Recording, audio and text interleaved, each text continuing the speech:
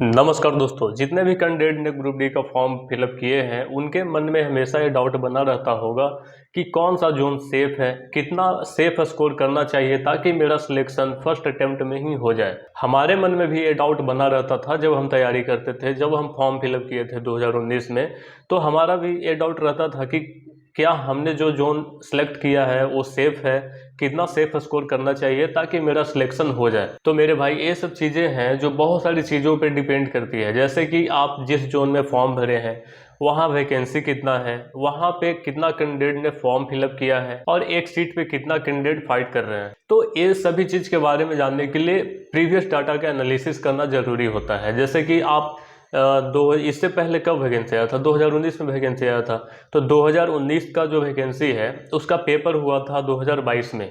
तो उसका जो आप डाटा जब देखेंगे उसके अनुसार आप कुछ अंदाज़ा लगा सकते हैं कि इस बार का जो कटअप है, इस बार का कटअप कितना जाएगा, कितना सेफ रहेगा स्कोर करना। ये सारा कुछ जानने के लिए प्रीवियस डाटा को देखना बहुत ज़रूरी है। तो हम पहले देखते हैं 2019 का वैकेंसी। 2019 का वैकेंसी में टोटल जो वैकेंसी आया था 1,03,769 वैकेंसी था, जिसमें कैंडिडेट लगभग 1.89 करोड़ फॉर्म फिलअप किए थे।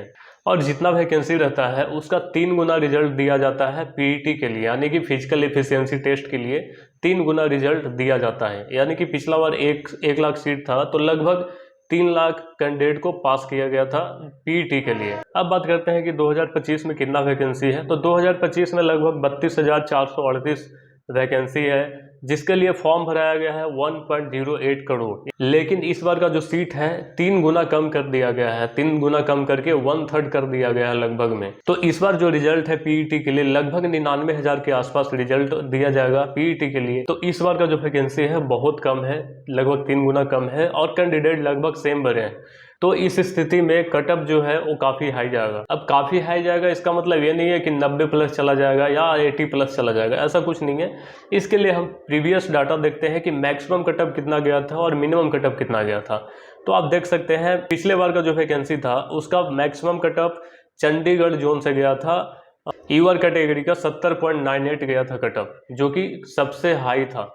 और सबसे लोएस्ट कटअप की बात की जाए तो ये सिकंदराबाद का गया था, जो कि 57.38 गया था। ये सभी ईवर कैटेगरी का कटअप था और नॉर्मलाइजेशन होने के बाद का कटअप था। और नॉर्मलाइजेशन में ज़्यादा मार्क्स नहीं बढ़ता है, 5 से 10 नंबर के आसपास बढ़ाया जाता है, इससे ज़्यादा नहीं बढ़ता है। कोई कोई जोन में, कोई कोई शिफ्ट में ज़्यादा भी होता है, लेकिन एवरेज अगर बात की जाए तो 5 से 6 नंबर ही बढ़ता है नॉर्मलाइजेशन में। तो इस हिसाब से देखा जाए कि 2025 का जो वैकेंसी है इसका सेफ स्कोर क्या होना चाहिए।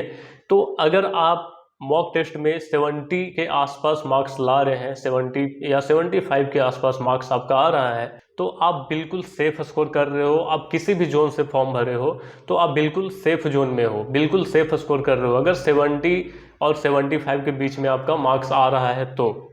और ये यूआर कैटेगरी के लिए है, बाकी और सभी जितने भी कैटेगरी हैं उनका ज़्यादा अंतर नहीं रहता है, 3 या 4 नंबर का अंतर रहता है, इससे ज़्यादा अंतर नहीं रहता है। तो आप कोई भी कैटेगरी से बिलोंग करते हैं तो आप अपने आप को यूआर मानकर तैयारी कीजिए, क्योंकि इस बार का जो वैकेंसी है इसमें काफ़ी नए स्टूडेंट आए हैं, नए जुनून के साथ, नए जोश के साथ आए हैं। उनकी तैयारी अच्छी होगी तो वो अच्छा स्कोर कर जाएंगे, और जैसे ही वो अच्छा स्कोर कर जाएंगे तो कटअप हाई जाएगा ही जाएगा। तो आप ये कोशिश कीजिए कि आपका जितना ही मार्क्स आ रहा है 70 प्लस आप मार्क्स लाने की कोशिश कीजिए, जिस भी कैटेगरी से आप बिलोंग करते हैं। अगर 70 या 75 के आसपास आपका मार्क्स आ रहा है तो आप बिल्कुल सेफ है, आपका सिलेक्शन हो जाएगा।